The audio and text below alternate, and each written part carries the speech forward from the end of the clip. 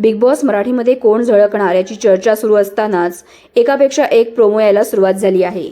यंदाच्या सीझनमध्ये एकापेक्षा एक दमदार स्पर्धक दिसणार यामध्ये काही शंकाच नाहीये। याच दरम्यान एका लावणी कलाकाराचा व्हिडिओ समोर आला आहे। यानंतर ही लावणी कलाकार कोण आहे अशी चर्चा सोशल मीडियावर रंगली। ही कलाकार राधा पाटील मुंबईकर असल्याचं म्हटलं जातंय। राधाचा हा व्हिडिओ समोर आल्यानंतर राधाला प्रचंड ट्रोल केलं गेलंय। सोबतच बिग बॉसला देखील ट्रोलिंगला सामोरं जावं लागलंय। हा बिग बॉस हाय का तमाशा हे समजेना। आता नाचा पण जायला लागल्या। कलेच्या खऱ्या उपासकांच्या गळ्यात धोंडा। बिग बॉस वर एवढी वाईट वेळ आली, दर्जा कमी केला, फालतू झालाय हा शो, अशा शब्दात बिग बॉस आणि राधाला ट्रोल करण्यात आला आहे। राधा ही देखील एक लावणी कलाकार आहे आणि ती अनेक स्टेज शो करते, त्यामुळे अशा शब्दात तिला ट्रोल करणं चुकीचं वाटतं। एखाद्या कलाकाराला संधी देणं हे बिग बॉसचं काम आहे। आता बिग बॉस पाहायचा की नाही हे प्रेक्षकांच्या हातात आहे।